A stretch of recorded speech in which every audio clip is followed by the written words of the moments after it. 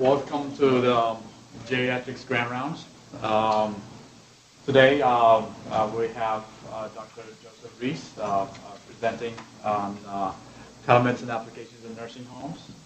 Dr. Rees, Joe, did his medical school at Kansas City University of Medicine in 2008 and went on to do his residency here at Sanford School of Medicine, which he completed in 2011, and stayed on as faculty and a hospitalist at Avera, actively involved in teaching of medical residents. And in his wisdom, has elected to do a geriatric fellowship, and will be completing his fellowship this coming April. So he has stepped into the role, and he has taken up ownership and implementation of the Avera e-health, e-care, senior care application of long-term care medicine in almost 60 nursing homes across 6 states. So very big operation. So very actively involved in that process. And because of that, I think that the Department of Medicine has seen fit award him with Donald Humphrey Award, which is a faculty endowment for faculty development, which really fits in with his current achievements in residents, medical students, and the leadership role that he is taking up in geriatric medicine and telemedicine. He also happens to sit on the National Committee for Telemedicine in Nursing Homes as well, so which is a big achievement. And on behalf of the Department of Medicine, he gets awarded the Humphreys Award for 2017.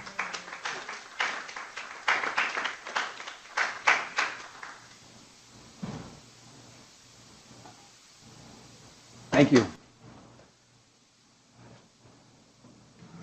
I don't feel like that is terribly well deserved, but we'll try to do my best to make sure I live up to that. So, as part of my new role, now that I've moved out of hospital medicine and more into telemedicine, we're going to talk a little bit about telemedicine in general, and then we're going to talk a little bit more about kind of what we're doing currently in telemedicine for long-term care. There's a lot of stuff happening out at the Avera eHelm from a telemedicine standpoint. I don't have all the information about all the specialties out there. I have a little bit of that. If you have questions about that, you can ask. I may or may not be able to answer, but certainly with what we're doing in telemedicine and e-long-term care, I'll be able to help you. So you'll see a little bit of introduction on telemedicine. Some of that will be woven into the geriatrics literature because that's kind of what I was focusing on more than anything else. Some of that will be general telemedicine, and so we'll have a little bit of a discussion about that, and then we'll talk about kind of what's been going on, some of the studies that are out there and published currently, and then our own results. So we did have our facility from a CMMI award, so this is under the CMMI grant that we make this presentation, and so you have to know that ahead of time, and there'll be a slide on that in the end. So what is telemedicine? So there's lots of different ways that people call telemedicine and those types of things, and so I think the first thing you need to look at is telehealth is different than telemedicine, at least in some people's eyes. Telehealth is looking over just not physicians. So telehealth includes nursing, pharmacy, anything done over the telephone or video or anything done electronically that includes non-physicians and everybody else. So I think that's probably the umbrella term that covers everything. And then under that, you'll see telemedicine is one of those things. So telemedicine is having a provider on one end and a patient or something on the other end that you're providing the care to. Mobile health is a little bit different. That's kind of like what I have on my wrist here. Mobile health is more, I wear something that tracks my health activity. If you look at my health activity, it is terrible. I don't do a very good job, and so I do make it stand up 1 minute every 12 hours. So I do make that, but that's about all I make on my mobile health goals.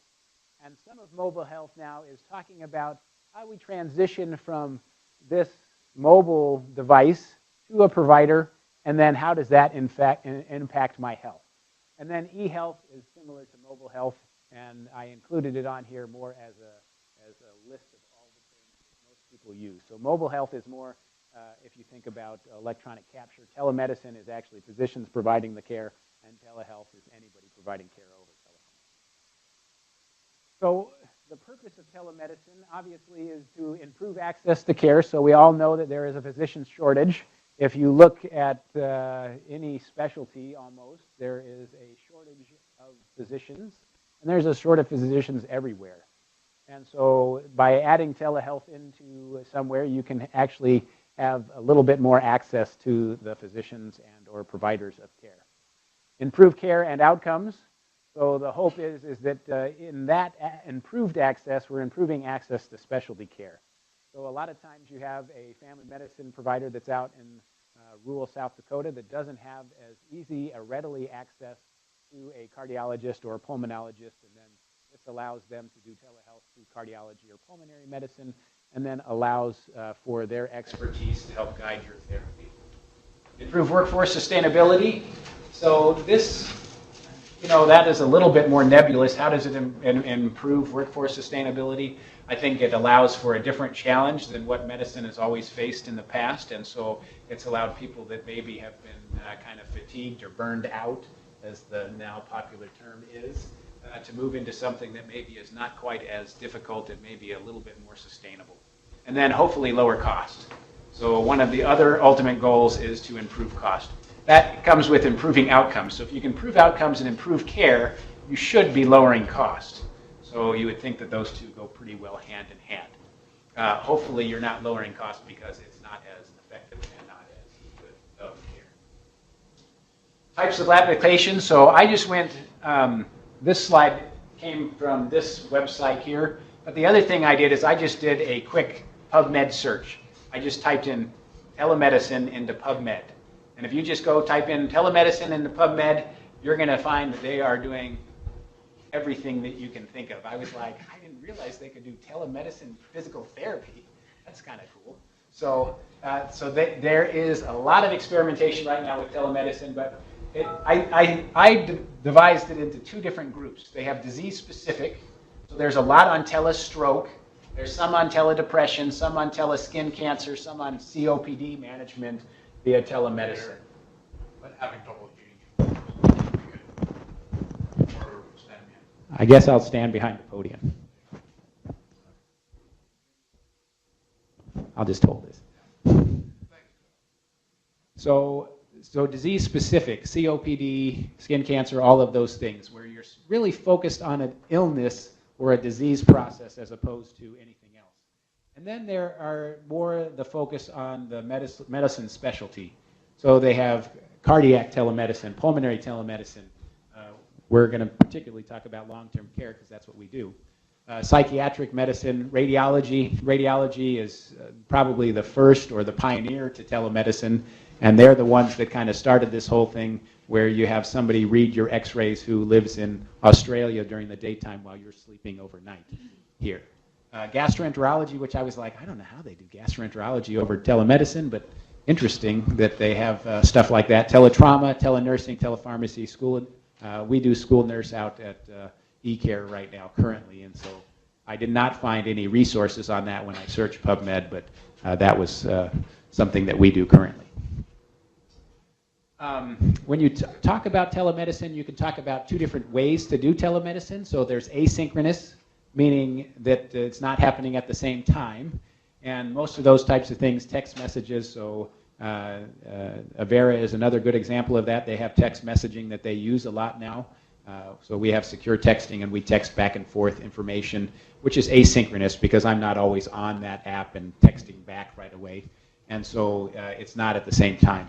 Video recordings, that I think is used a lot in applications such as dermatology, where they're looking more at skin cancer, and so they're doing a video recording of that and looking at that. Email certainly is something, and then pictures/images also used mostly in teledermatology.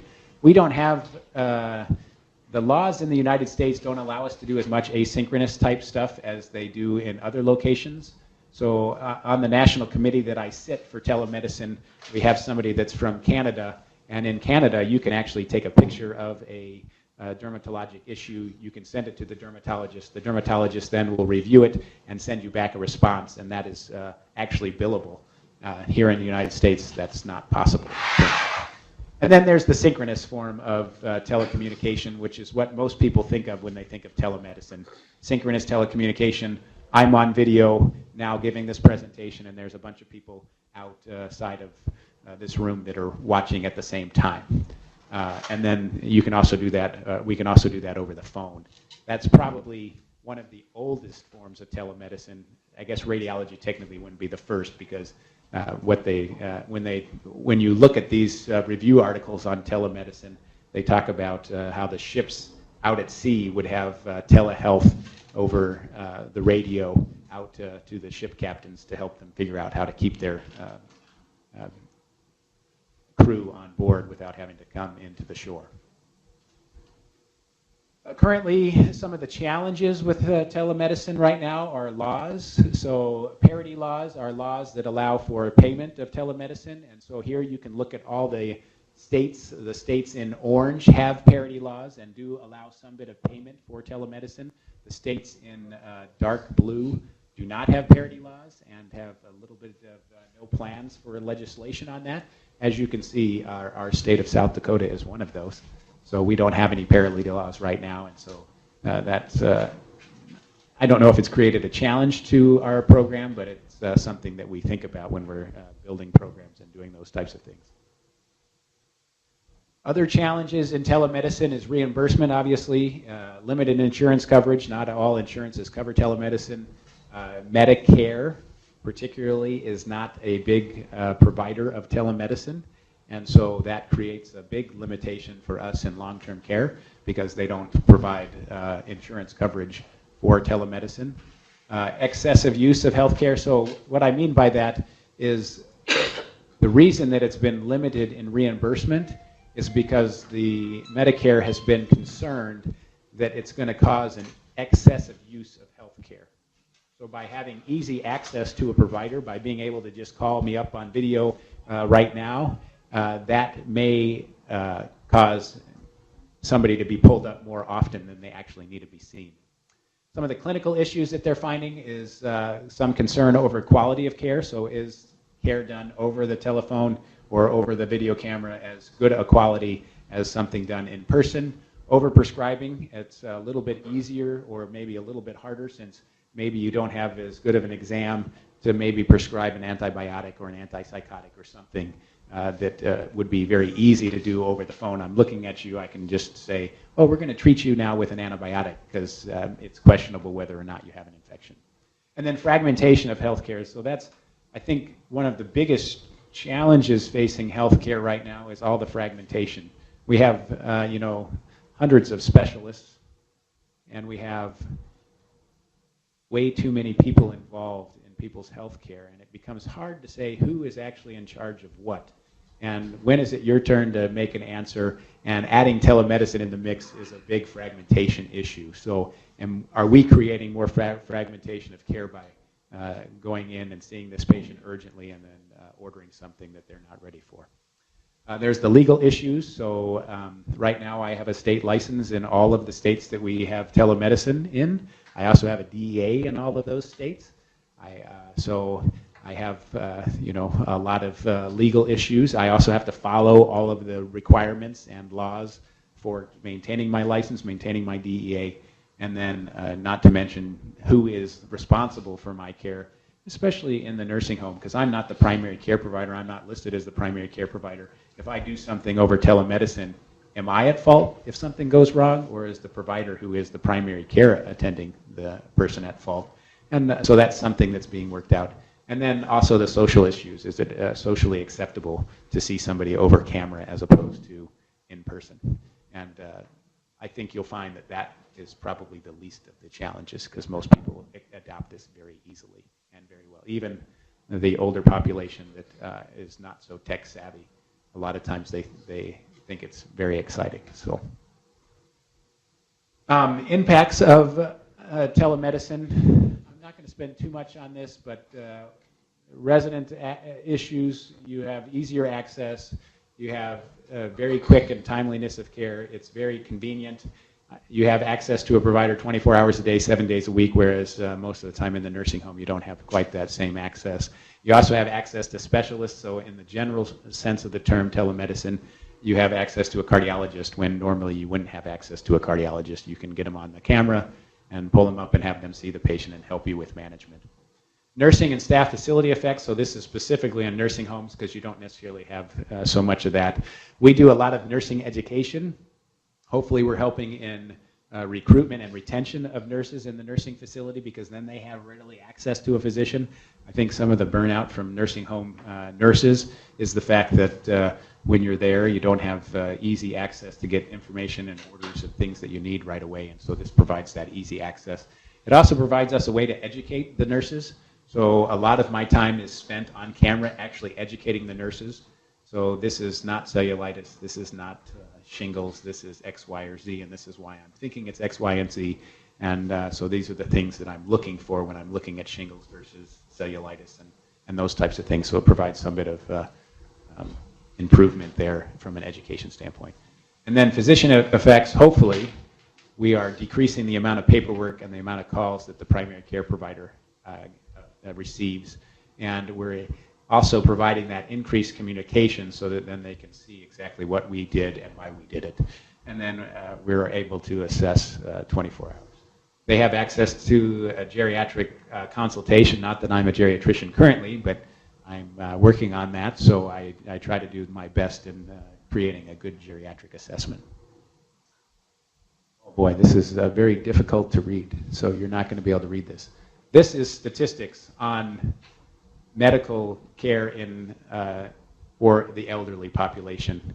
So if you look on the right here in this column, there are 15,600 nursing homes in the United States.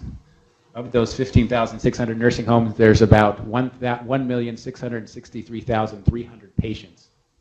Of that, most of the nursing home size is about 88 residents per nursing home.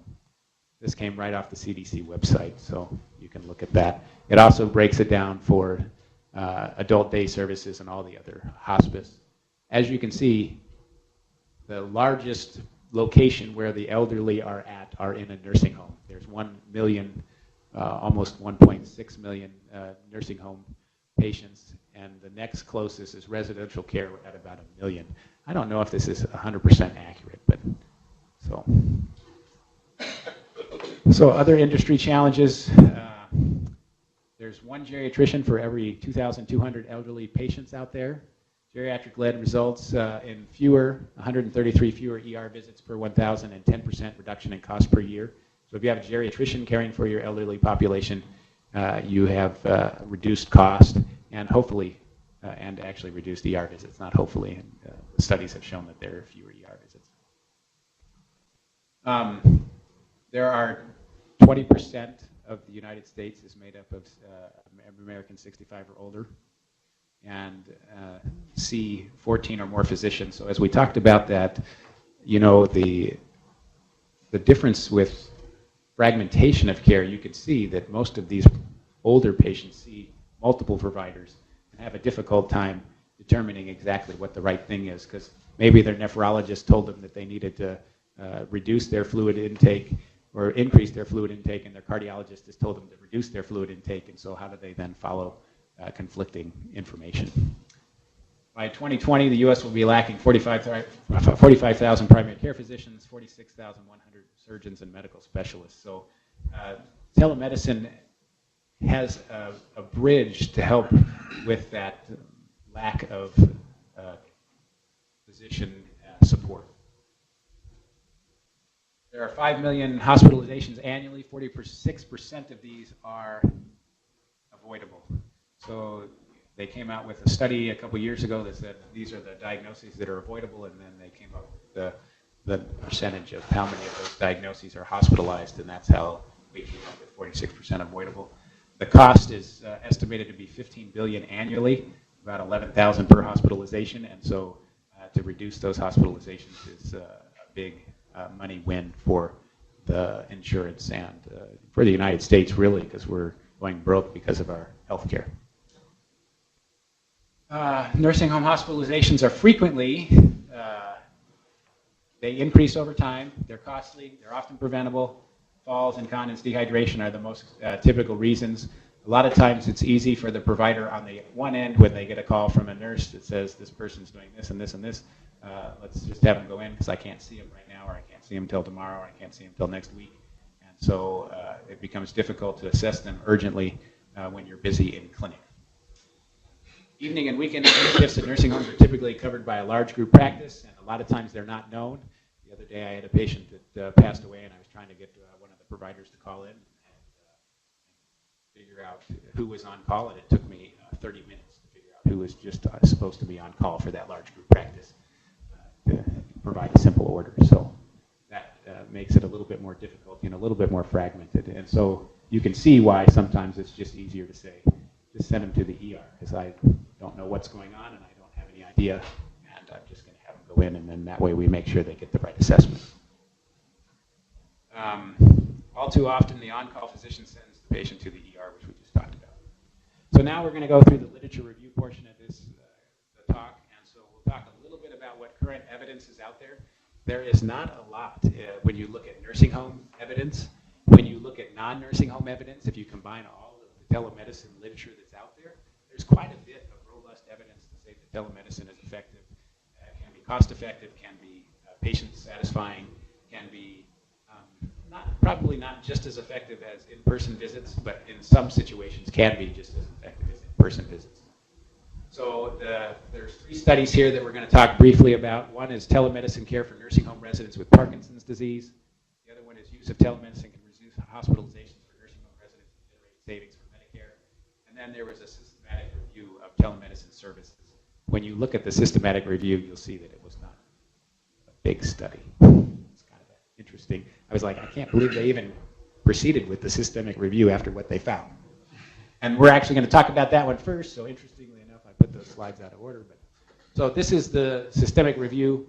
If you look here on the left-hand side, you can see these are the articles they found in nursing home care patients. So they found some with allied health findings. They found some with dermatology, general practice, neurology, geriatric psychiatry, and then multiple specialties. So that included like cardiology, pulmonary medicine, those types of things. They really did not find enough articles to really make any specific points. So this is what you see. 5 years ago. This was 5 years ago too, yeah. So this was an old, early days. Interestingly enough, we just had Anna do a search with the same search criteria that they used, because I was like, well, let's see if we can update this slide. And so far, I think she's only found about 4 or 5 new articles since that was published. So not a lot of new literature out there on telemedicine either since 5 years ago. All right, so the Parkinson's discussion, what they did is they had a single neurologist that had 2 nursing homes. There were 69 residents total that were included. They actually, this is a retrospective review article, so they looked at a bigger population, and then they only looked at the ones that were provided by telehealth. The mean age was 78 in this population. And here's their results.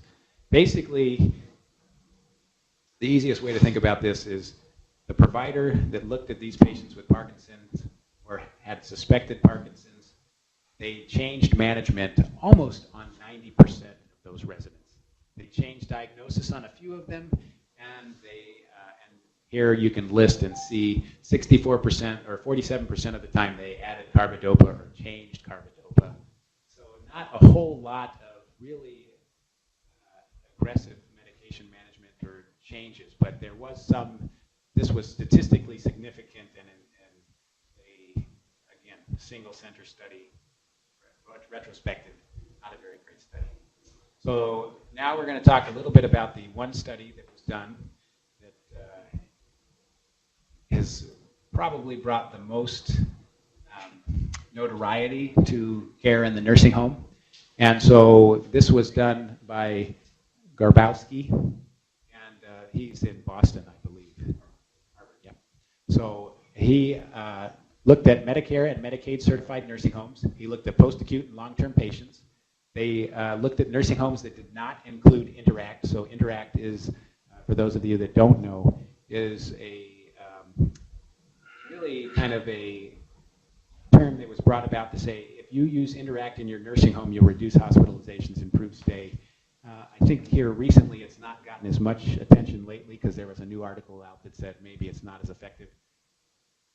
In those nursing homes that were highly engaged in using Interact, it reduced hospitalizations. It involves doing different types of care along the way to help reduce hospitalizations. So the nursing homes that they looked at in their study were not using Interact. They used the 5-star system to categorize nursing homes and bed turnover because they wanted to try to make sure that when they were comparing their test population to their control population, they were getting a good mix of post-acute and long-term care. When you have post-acute patients, you have high turnover, and so you would expect that population to be a little bit different than just your long-term care population.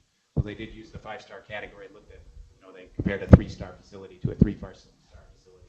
And if they had a high bed turnover, they compared a high bed turnover to a high bed turnover. They looked at, it was in for-profit nursing homes. They only did this study after hours. So they were only between 5 and 11 p.m. and 10 to 7 p.m. on the weekend. So they did not go past midnight, and they did not really work very much over the weekend as well, only during the daytime. Obviously, it's hard to blind a study when you're doing telemedicine, so I'm not sure how you blind that.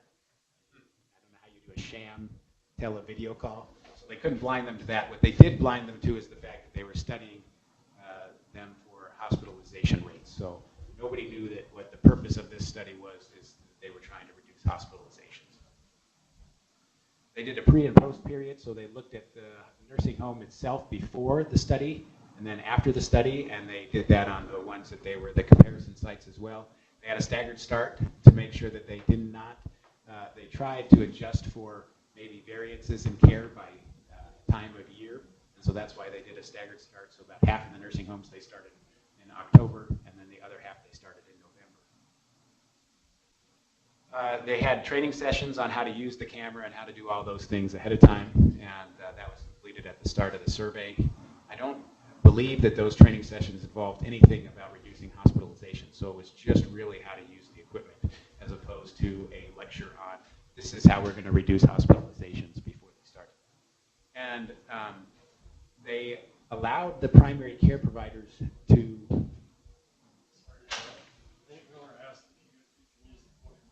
podium wasn't working. Okay.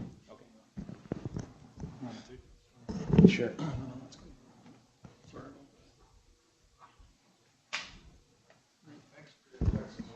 Can you hear me now? Yes. Okay. So 90% of the providers used the service. So they left it open to the providers that went into the facilities to decide whether or not they were going to use the service or not. And at the end of the study, they had 90% of them that were going to use it. The staff that they had at the hub site, they had a medical secretary, a registered nurse. They also had a nurse practitioner and a physician. So they had all of those available during those hours. The outcomes, I wonder if it would be easier to see this. We'll just look at it this way, and then we'll talk about it in the slides themselves. So outcomes showed hospitalizations that included one midnight. So you had to go in, a hospitalization was considered only a hospitalization if it included a midnight. And they did not count just after hours hospitalization. So as you saw, the hours that they operated the telehealth was during after hours, but they did not just count those because they didn't want to confound the issue with saying, if I saw them on camera and decided not to send them in, they didn't want the next day for the primary care provider to go and see the patient and say they need to go in. So they included those to make sure that that didn't happen. And then for their cost adjustment, they assumed a $10,000 per hospitalization cost.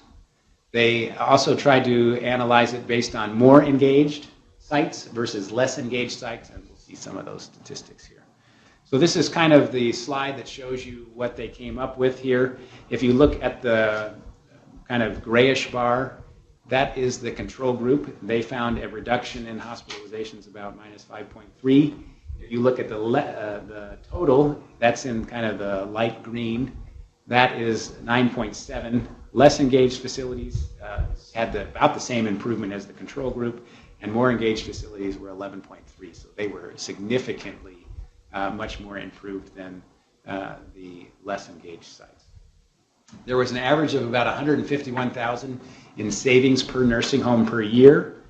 The annual cost of the telemedicine service was about $30,000, and so therefore it was about $120,000 net savings.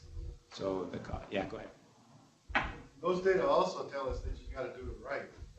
Because if you look at the less engaged folks in the control, they look pretty similar. So it has to be a robust, well-integrated.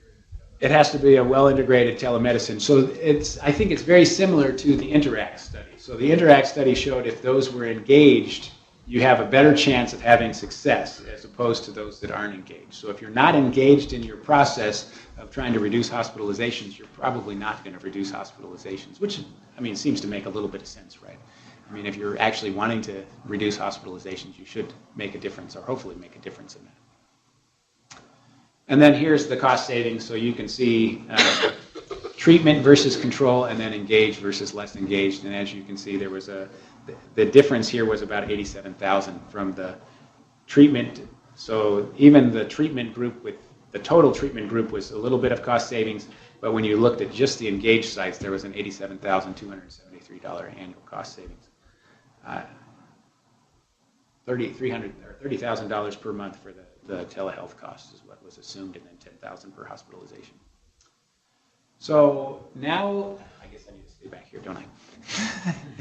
Now we are going to talk a little bit about how Avera eCare, senior care, was formed. And so the aim of our program was to reduce hospitalizations and ED visits, resulting in reduction of total cost of care in the long-term care setting. So that was the overall goal of our program. And so then we decided, what are the things that affect that? And so we came up with 3 primary drivers. And the 3 primary drivers that we came up with were build the assessment and capability and toolkits of the long-term care facility and care team. Then we talked about provide long-term care residents with routine and early access to appropriate goal-directed care. And then finally, improve management of care transitions. So we know that a lot of rehospitalizations are due to the fact of this fragmented care. When they're in the hospital, they're seen by a hospitalist. And then when they leave the hospitalist, they go back to their primary care provider, and there is little communication between the primary care provider and the hospitalist. And that little communication provides increased risk for rehospitalization. If we just take the top line, we'll talk a little bit about kind of some of the toolkits and things that we did. So we thought that Interact would be something that would be very helpful to the nursing home facilities to implement. And a lot of the nursing homes that we are involved in the beginning of our program actually used Interact. And so we thought it would be good to help support them in their Interact endeavors. So trying to get them engaged in using Interact, trying to get them to understand Interact, and trying to use Interact a little bit to help us empower the nurses at the facilities to try to improve hospitalizations. Because we knew Interact, if done right, would reduce hospitalizations. And so we actually became all certified. I was not involved at that time, so I'm not certified in Interact, but all the staff became certified in Interact and became a champion for Interact and would encourage and try to support the facility in their use of Interact as much as possible. And then the other thing we did is also did training sessions. So in the beginning of our study, once a month, we would provide education to the staff at the facilities, those that were wanting to be involved, and we would talk about different things. So maybe we talked about infection control one time, maybe we talked about advanced care planning one time, and we would really tailor that based on a survey that we sent to the sites of what they thought they needed to help reduce readmissions. So that's kind of how we thought we could help empower the staff, build the capabilities of the nursing home nurses, and try to improve hospitalizations based on better education, better training, better engagement from the facility themselves. Then the next piece of that was providing acute access to providers. And so obviously that is pretty straightforward. We have a nurse practitioner that's on 24 hours a day, 7 days a week, and they are available all the time to answer calls. We also have physicians that are available, so Dr. Bhushan and myself are available to the nurse practitioners to ask questions to and about. Dr. Kawachi also joins us in that many of the times. So we go in and do virtual visits. We have the capability to have a stethoscope. So we have a virtual stethoscope where we can listen to heart, lungs, abdomen. We have the nurse in the room at the time, so they usually provide us the physical exam.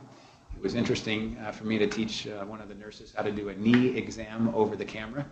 That was kind of a fun experience for me. It was interesting. So that was kind of a fun experience. But so then that, again, provides a little bit of education to see what the nurses can understand from us about those types of things. And then we also have a handheld camera that can allow us to look at wounds better. So we did a lot of wound type management by looking straight in on the wounds. Finally, in the improvement of care transitions, actually, I don't know, I didn't talk about our interdisciplinary team, so I will talk a little bit about that. So the facilities themselves all have interdisciplinary teams, and we felt it was appropriate for us to also develop an interdisciplinary team. So we have at the helm, we have a nurse practitioner, providers or physicians, we have pharmacists, we have social workers, and we have nurses, and now we currently have support specialists as well. And the core team meets together on a regular basis to talk about difficult patients. And so one of the things that we also provided access to was this core team of a geriatric pharmacist, a geriatrician, geriatric nurse practitioners, geriatric nurses, and a geriatric social worker. Not so much that you can get a certification in that, but somebody that spent a lot of time in geriatrics. And so we would sit down and talk about residents that were having difficult issues. Maybe they were having repeat falls. And so we would just sit down and talk about that and make recommendations back to the facility about how they could maybe help reduce falls in that situation. And that meets once a week, or well, once a day actually, not once a week. So we meet quite often. Improving care and management of care transitions. As you know, this is a difficult topic. So we tried to make it as simple and as easy as possible for us. It becomes difficult to enhance and manage care transitions, especially from a telehealth standpoint, as we're not as highly involved. But what we did do is we reviewed every patient that was admitted to a nursing home. So any patient that came into a nursing home had a review by a nurse or a pharmacist or a geriatrician. Most of the time it's likely done by the nurse. And then what would happen is if they saw any concerning findings, they would pass it along to the appropriate person. Maybe they would pass it on to the pharmacist, who would then look at medications. They may pass it on to the social worker, who would look at advanced care planning and goals of care and those types of things. Or they would pass it on to the physician to say, I think we need to change this order. So that's kind of how we tried to support the management of care transitions. We'll talk a little bit more about that. So based on these aims and primary drivers and our thoughts on how to get this directed, this is what we came up with for our approach. So we have 3 items as our primary drivers, basically, of what we're trying to accomplish: staff empowerment, management of care transition, and easy access to care. So that's kind of, and you can read, I'm not going to read that to you, but that's how we came up with all of that. That's what we just talked about in the last slide. So now we'll talk a little bit about our numbers currently, and then we'll have a little bit of time for questions. So currently, as of July 2017, which is the most recent data we have